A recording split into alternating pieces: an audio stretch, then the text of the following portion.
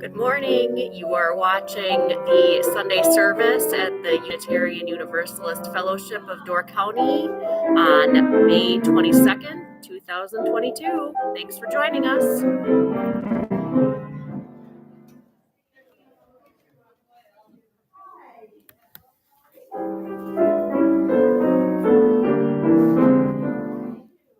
I did that without the book at all this time. All right. Woo!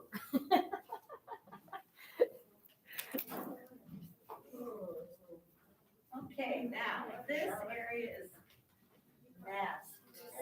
Sit up there and then you don't have to wear a mask. Go find some tracks here. Let's sit up in this room. Is that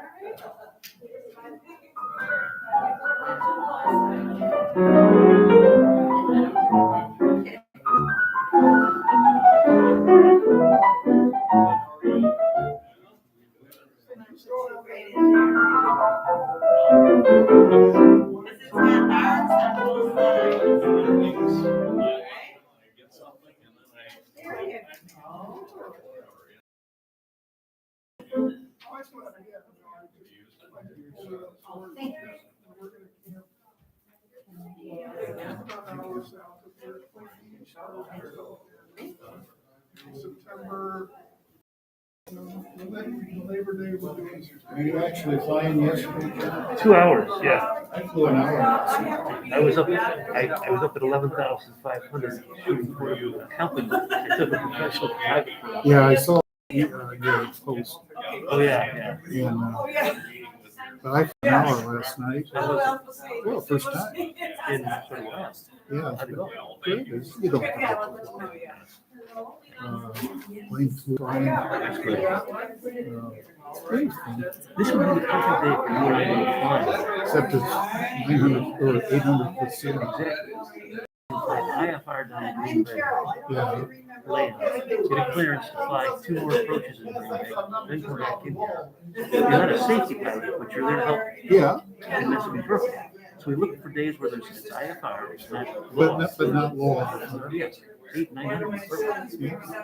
Well, I can't today because I'm too busy. well, I got company, but I'm looking for a way to get away from Carol's sister. I got a whole list of things, one of which is go through there. So, you know, and I turned all the stuff. Yeah, It went, yeah, and they got it installed and replaced. Yeah. The old server. yeah. My yacht didn't receive it. Philosophy is my major I'm hoping study. it's not busy. You know, I was telling you I had trouble with two screens. I took the whole damn thing apart, just the cable's fine. So I called Dynon and he said, yeah, we don't even put this in anymore. We have a plug, there's 2 USB plugs in the back of the thing. So just get a back there. You're fine. I know you're.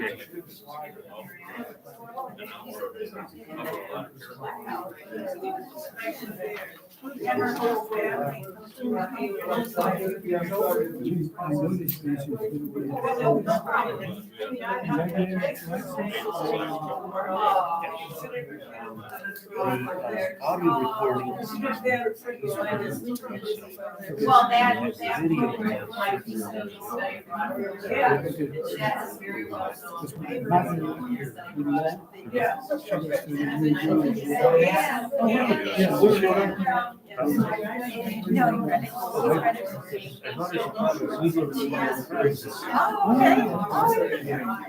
I'm sure she'd like to see. Good morning. Thank you.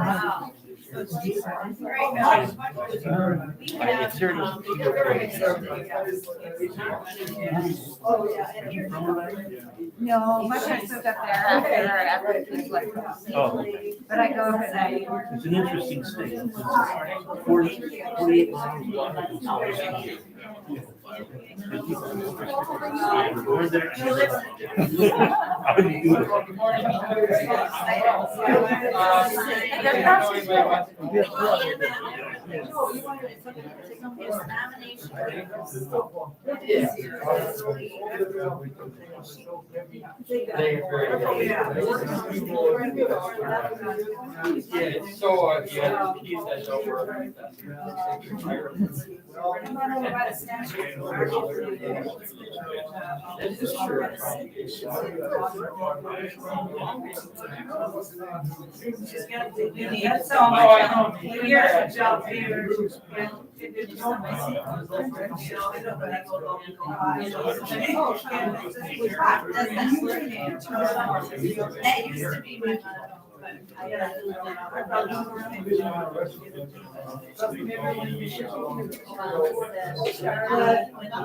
Thank you.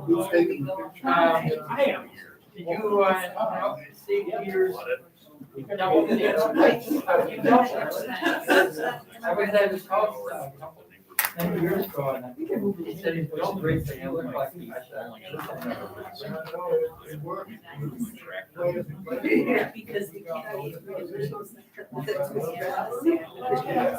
yeah, he's a great guy. Really interesting. Yeah, he does. Yeah, it's done there a lot of. Can you get a closer one?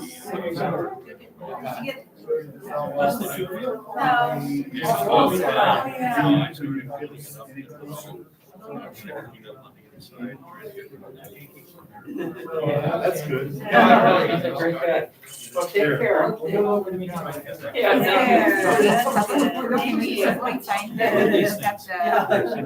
Thank you. Yeah, I can't.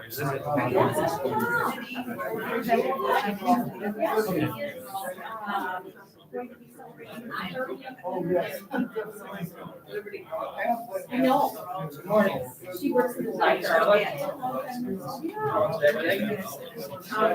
Yes, and then right in.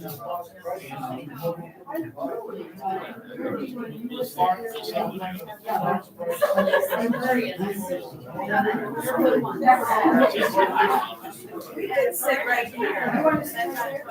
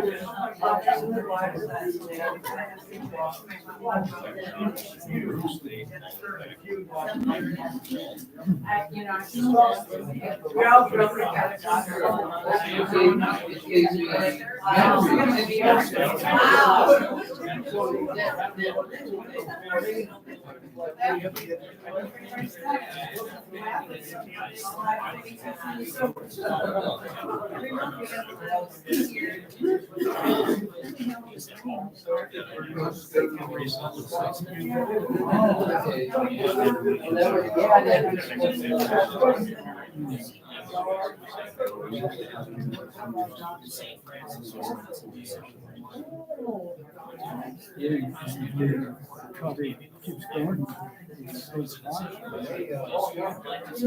I started going to a church.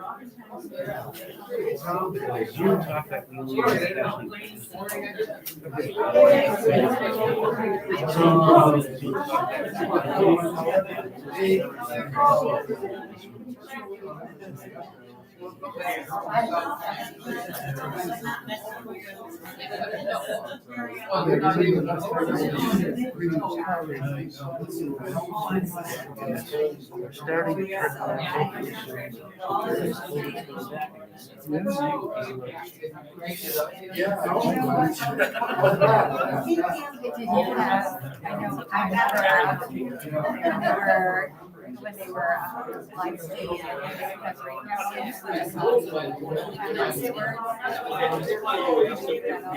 right now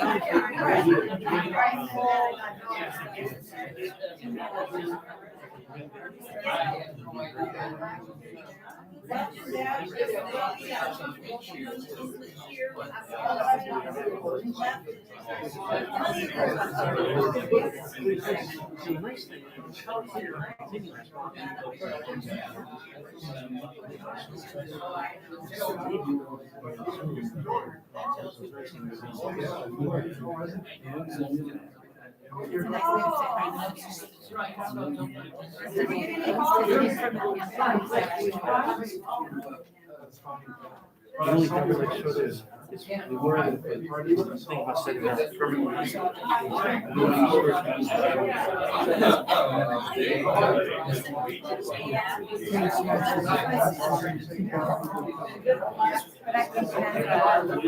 just a second thing is, like, so that I still continue to use the ice that we have really good export 2 years.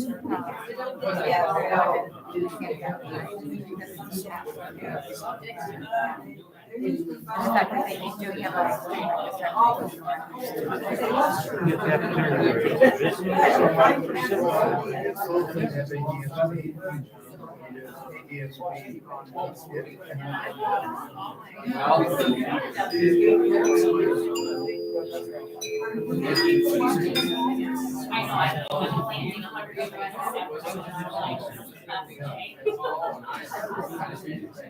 Well, I'm turning my business into business.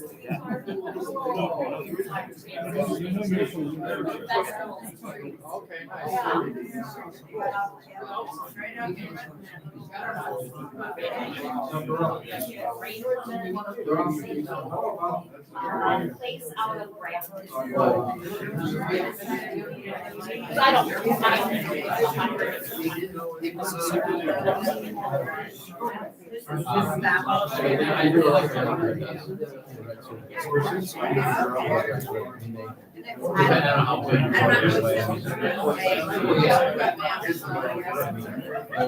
You should that ball. It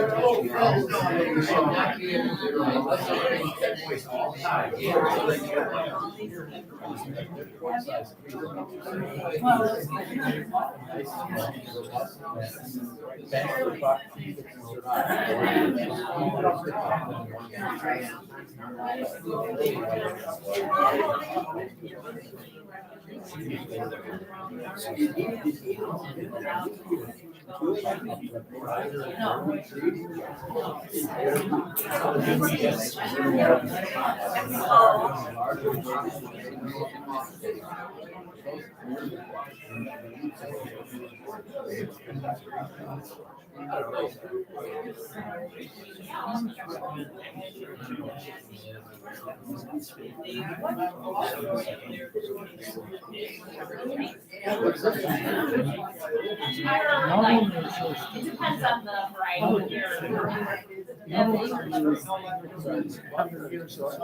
They're just very, yeah, my dad has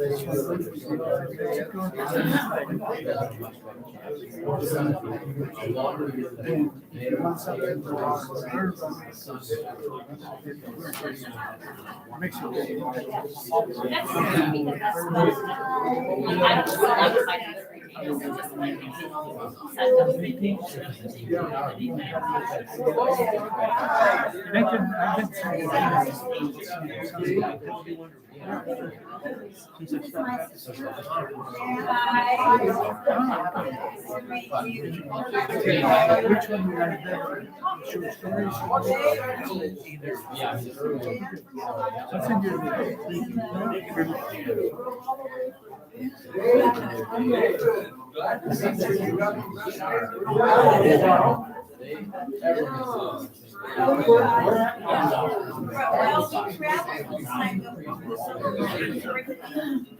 the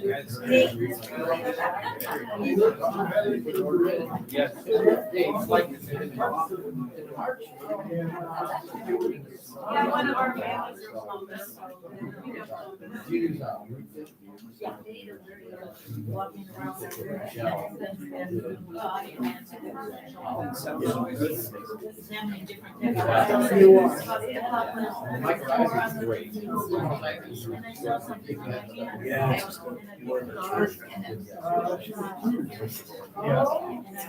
And I picked it up, and it was, and I measured it.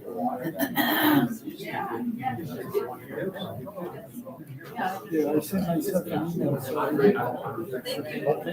Yes, I do. To-do Zoom.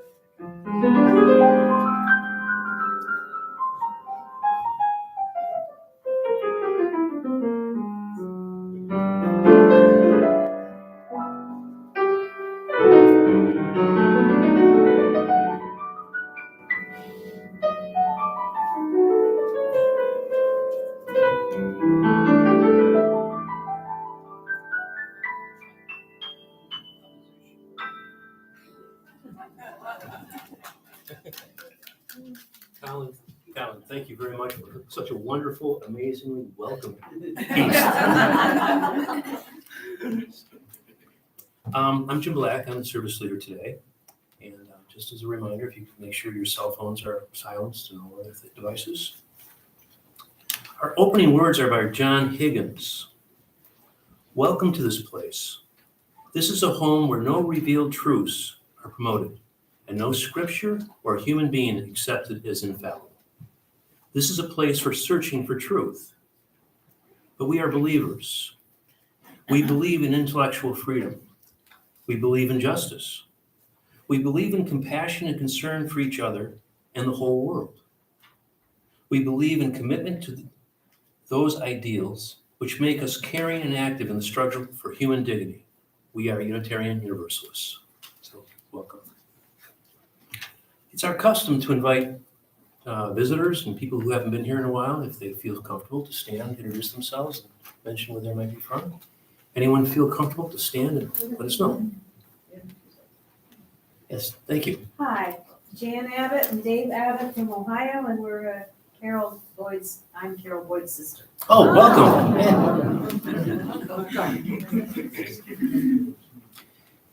And welcome to all those at home watching by live stream. On the back of the order of service, we have announcements. Does anyone have any additions to this? Bruce will bring the mic around. I don't know if Judy's straightening her cape or she. Hi, I know that our practice here at the fellowship, I'm Judy Brutt, is to not give names or tell people how to vote, which I will not do this morning, but what I will do is offer all of you the opportunity to sign nomination papers for a brand new person who, and I won't give her name, who is running against our Senator Jacques for the state Senate seat. And she has worked for Legal Action, and she came to the state to work on an elder project. She's a very committed young woman, lives in De Pere, and I have the papers and I'll have them available after the service. Thank you. Thank you very much, Judy. Yes. And yes. Hi, Dottie Garrett. I am thinking about putting an order in through Equal Exchange. If anybody would like any products from there, I would appreciate you letting me know. Thank you.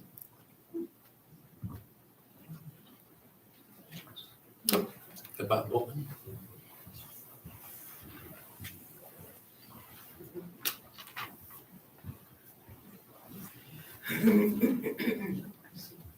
Thank you, Bruce. Most of you may know, although it's also been something that's a little bit come out of the blue. So I just want to make sure everybody's aware. This Memorial Day weekend, which is just in a few days, the Creation Water Walk that had been talked about a couple of years ago is happening.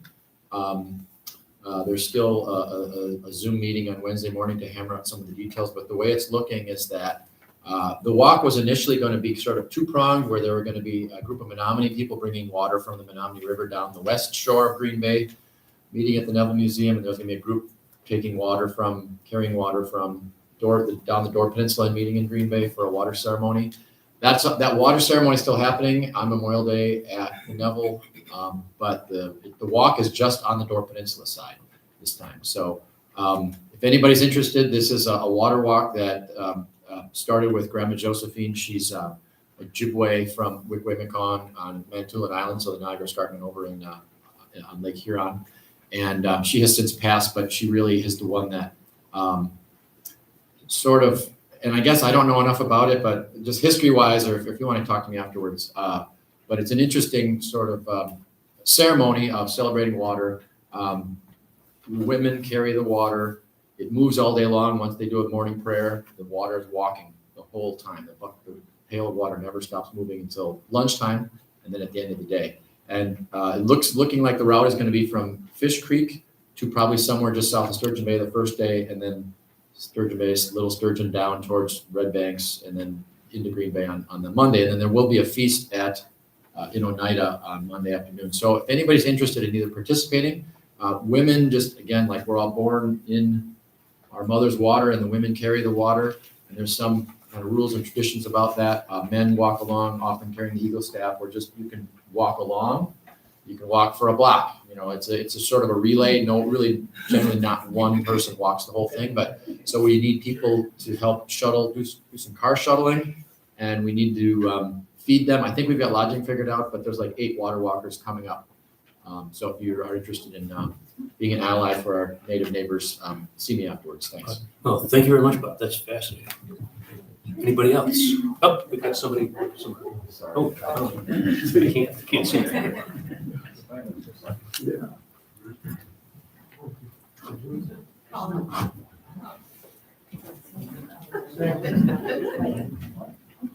Good morning, everyone. I just thought I'd take just a moment to plug a concert this afternoon. It relates to the UU because I'm playing, and Cindy Steele is singing, as well as a fantastic pianist from New York. But more than that, this is about Florence Price, who you may have read recently. She's an African-American composer, active in Chicago mainly from 1905 to about 1940s. Her champion was Frederick Stock, who was the Chicago Symphony conductor, who lived off Town Line Road, which is now Stock Lane. He has a mansion up there, still standing actually. Anyway, she was lapsed into obscurity for 70 years. She also struggled very hard. She was African American and female, but she was the first female African American to have a major symphony performed by a major symphony orchestra. So we are part of the movement to raise her legacy and tradition and put her in mainline the repertoire for serious music. So it'd be great to feel your support for that. It's great music anyway. I'm going to play a major Bach piece as well for anyone who's interested. Thank you. I'll leave these out there if you want to grab them. Great. Anyone else? No. Okay. Our speaker today is Gustavo Fares. Gustavo received his law degree the same year that I did, in 1985. But, as he told his son, he loved the study of law, which I appreciate, but he didn't like the practice of law, which I also can appreciate. So Gustavo went on to receive his PhD in Latin American studies. And Gustavo founded a natural transition from law to the humanities and academia. And this is the third time that Gustavo has spoken here, a place where he says, quote, he feels welcomed by a very interesting and interested congregation. So thank you for the kind words. And we'll have an opportunity to discuss his message today. After about 11:15, we'll have talk back on this side of the congregation, on the sanctuary. And we'll also be doing it by Zoom for people at home who would like to join in. But before that, there's coffee in the gathering room if you'd like to join us. So chalice lighting. We light this chalice for all who are here and all who are not, for all who have ever walked through our doors, for those who have yet to find this place, and for those we can't yet imagine. For each of you and for all of us, may this flame burn warm and bright.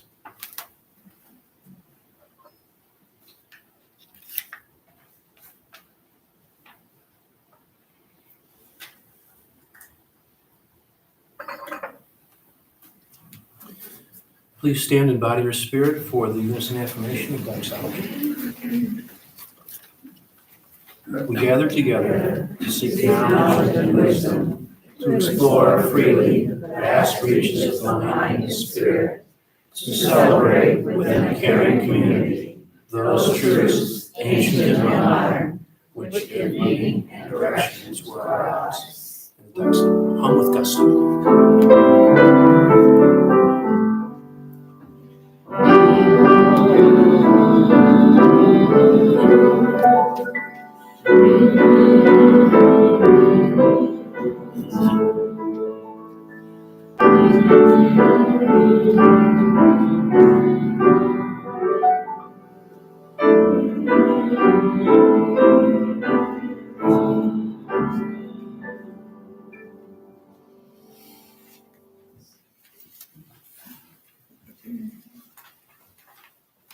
This is the time in our service where we take the opportunity for those who want to share a joy they may have or share a concern to lighten their burden.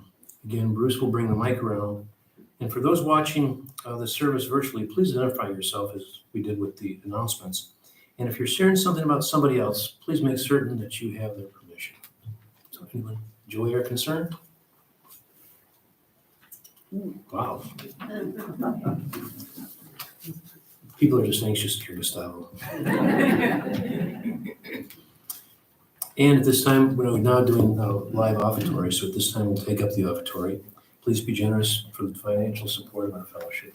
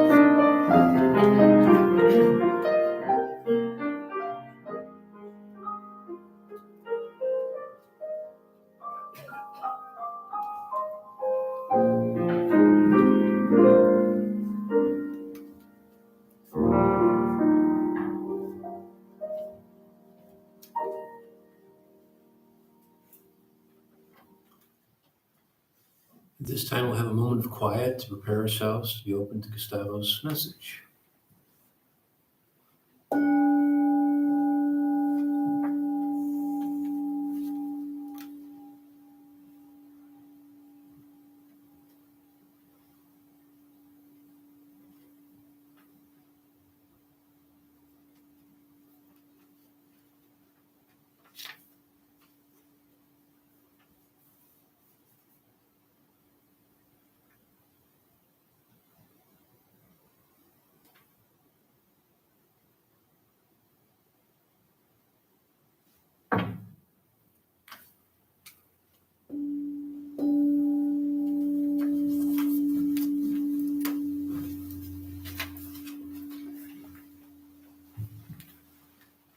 Good morning. My name is Gustavo Fares. I'm always joyful to be back here.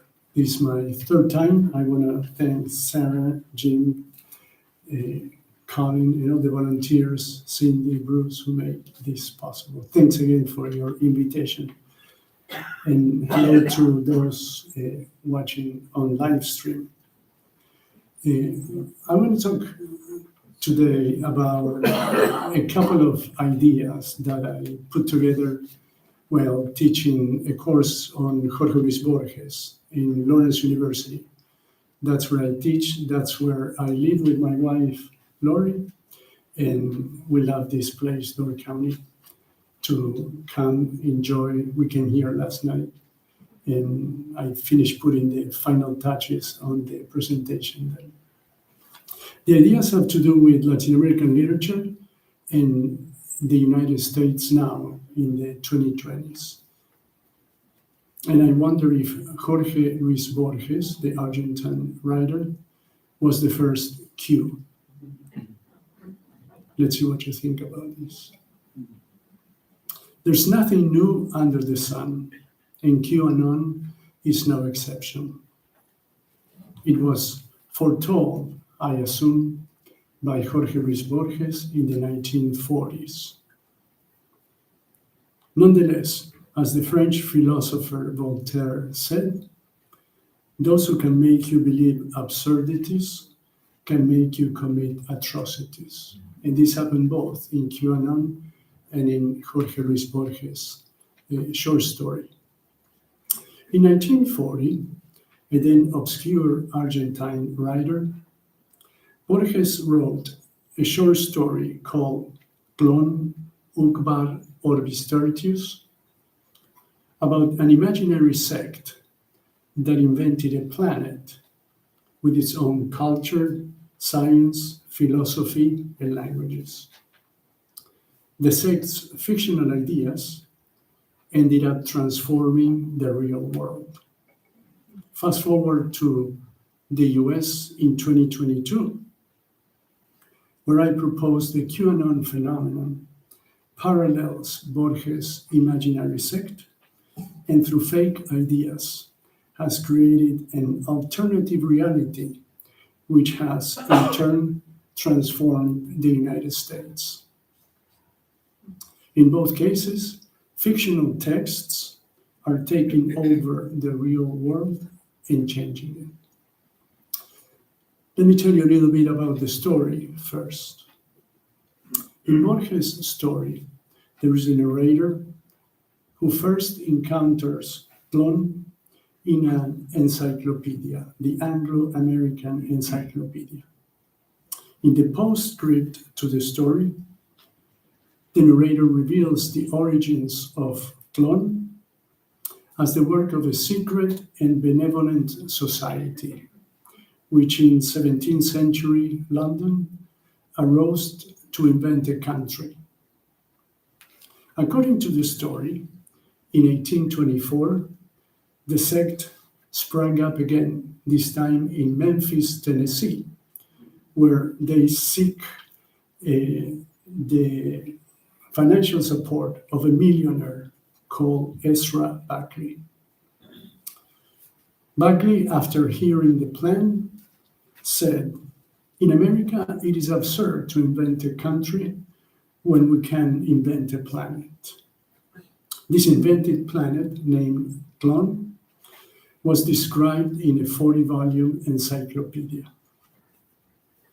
In the story, the media contributed to the popularity of Tlön by depicting, quote, its zoology and topography, its transparent tigers and towers of blood, end quote. According to the story again, in late 1942, events became more intense. Notice the date, 1942, and the correspondence with World War II. The intense events included the appearance of objects from Tlön, as described in the encyclopedia.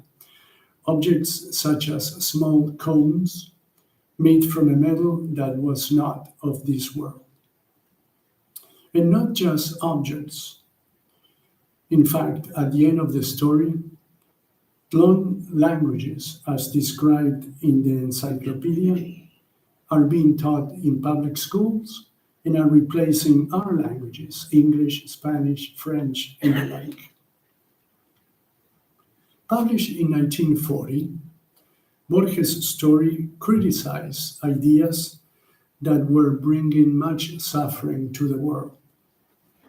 Says the narrator, quote, 10 years ago, any semblance of order, such as dialectical materialism, anti-Semitism, fascism, Nazism, was sufficient to entrance our minds. How could we not submit to Tlön, to the vast evidence of an orderly planet, end quote. The story was also a wake-up call against the populism that would soon take over Argentina under the government of Juan Perón and his wife, Evita.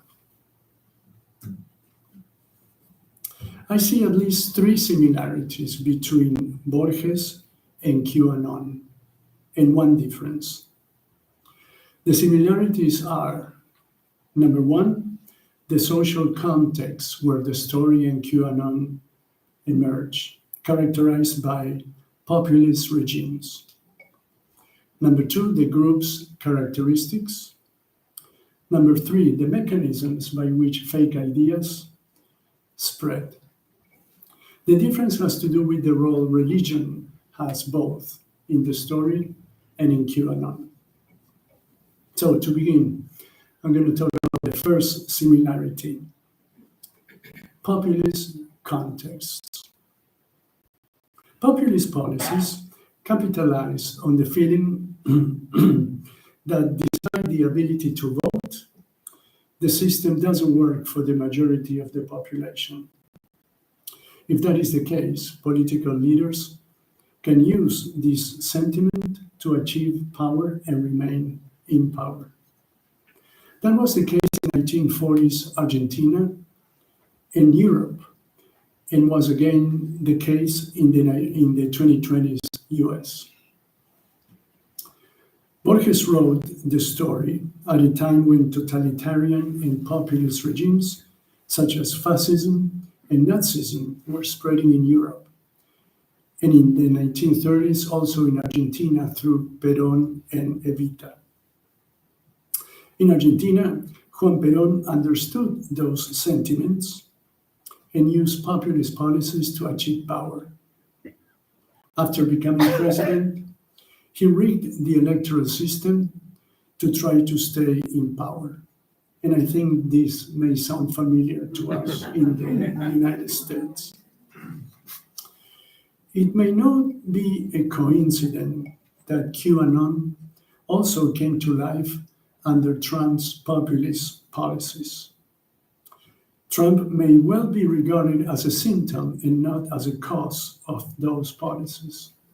But he understood and took advantage of the feeling of being disenfranchised by ample swaths of the population who did not feel the government was working for them.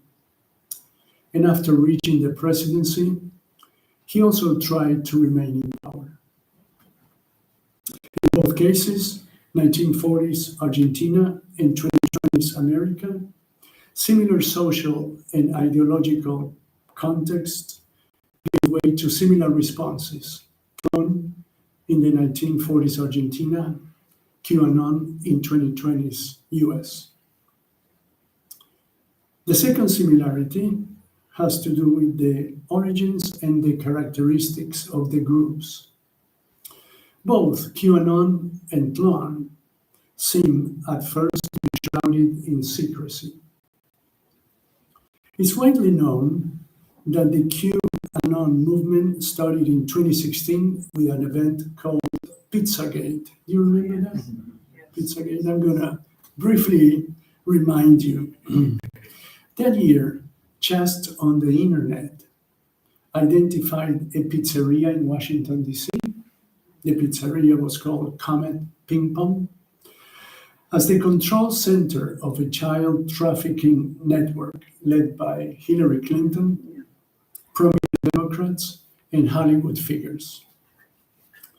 The idea originated in October 2016 when WikiLeaks made public emails from Hillary Clinton that were stolen from her chair of her presidential campaign, John Podesta.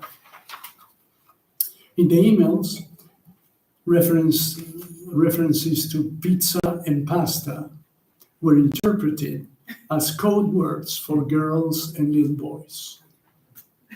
Guided by these ideas, Edgar Madison Welch, a deeply religious father of two, decided to take matters in his own hands and, heavily armed, showed up at the pizzeria, convinced that he would find incriminating materials against the Democratic leader. That was not the case, and he was captured, convicted, and sent to prison for 4 years. He was released in 2021. The Pizzagate message, however, didn't die with Edgar Madison Welch's apprehension. In fact, it was recycled, revised, and reinterpreted on the internet.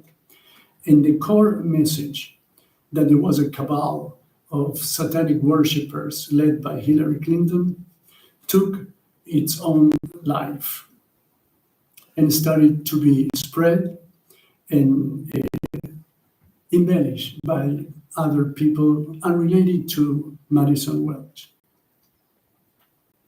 One of those commenting on internet sites, now widely known as Q, left a message on October 28, 2017, as part of a thread called The Calm Before the Storm.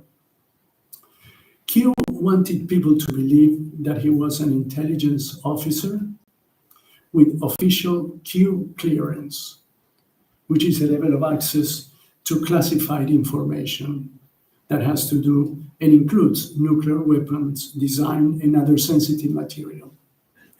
This individual predicted the imminent arrest and trial of Clinton, Obama, and even then Senator John McCain, and a nationwide uprising. The fact that these events didn't take place didn't discourage Q and his followers from continuing to post messages about future events. The groups that created Clone and QAnon share other characteristics besides their secret origins. In both cases, a small group of people end up influencing a vast majority of the population. In QAnon version, former President Trump became the only person standing between this rotten world and the patriotic Americans. And it is this reality that even today is held true by a significant number of people who are not just ordinary citizens, but are well represented at every level of government, municipal, county, state, and even the federal level. One only has to think of figures such as Marjorie Taylor Greene, a representative in the U.S. Chamber of Representatives. In November 2017, Taylor Greene was a small business owner in Atlanta And before becoming a representative, she uploaded a YouTube video affirming, quote, Q is a patriot. We know that for sure. There's a once-in-a-lifetime opportunity to take this global cabal of Satan-worshipping pedophiles out. And I think we have a precedent to do it, end quote. She was referring, of course, to Trump. A promise of foreknowledge is part of QAnon's appeal, and is the feeling of being part of a secret community that knows things everybody else doesn't. Through the use of phrases such as, nothing can stop what is coming, or trust the plan, this community finds a way to stay together, to stay in touch, and to prosper. Third parallelism, the way in which fake ideas spread. In Borges' story, and in our present time, the media has a very important role in spreading disinformation and fake ideas.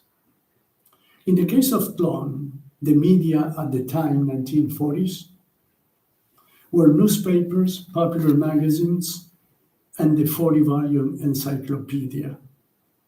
Those instruments popularized the culture of the invented planet and made it available to millions of readers.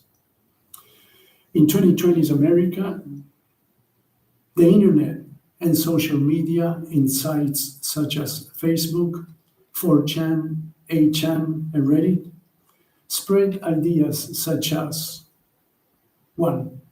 Hollywood elites conducted blood rituals behind closed doors. 2. Photos of a meeting between then President Trump and Queen Elizabeth II proved that he had secretly dethroned her. 3. Even the coronavirus was open for discussion.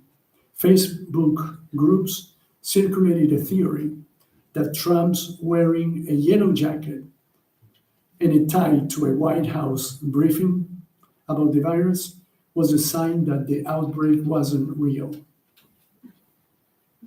Like the world of Tlon, where a secret society creates a planet popularized by the media, in the QAnon universe, ideas that come from different constituencies at different times are accepted and expanded, securing their appeal and becoming real for many people.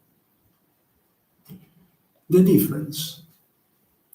If the world according to QAnon has some parallels with Borges' story, it's important to draw attention to an already mentioned difference, the role religion plays in both.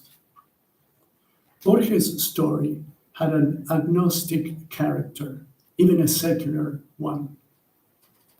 Despite the fact that Buckley, the millionaire who bankrolled the creation of Tlon, did not believe in God, he wanted to demonstrate to this non-existing God that mortal men and women were capable of conceiving a new world. QAnon, on the other hand, incorporates Christian ideas, thus attracting believers who saw Trump as a messianic figure.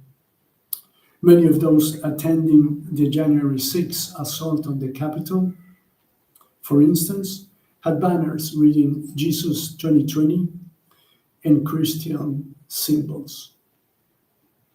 On March 9, 2020, Q himself wrote a triptych of messages, which included one that read, God wins. And in April 8, 2020, he shared another message that ended with the long quotations from Ephesians from the Bible. Through the parallels between Borges' story and the QAnon phenomenon, I have attempted to show that many of the characteristics of the short story can also be found in QAnon.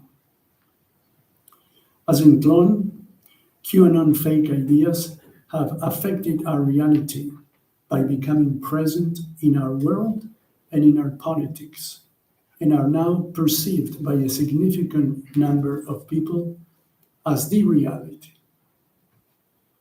At the end of the story, the narrator says, quote, "The contact with Tlön has disintegrated this world," end quote.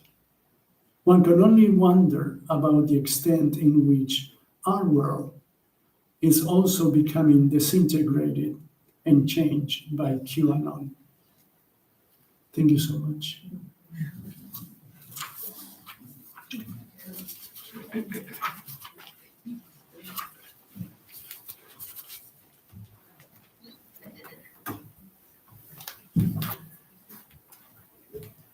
I certainly hope that we don't end up like the 40s, but who knows, right? It's just a scary time. Although a friend of mine who's in his 90s said he wants to stick around and see what happens. Looks very appropriate. We're ending a little early, so I think I'll run the chimes in about 15 minutes. We don't sit around till 11:15, and we'll then have our talk back in about 15 minutes. Closing words. May the truth that makes us free, and the hope that never dies, and the love that casts out all fear lead us together till the day breaks and the shadows flee away.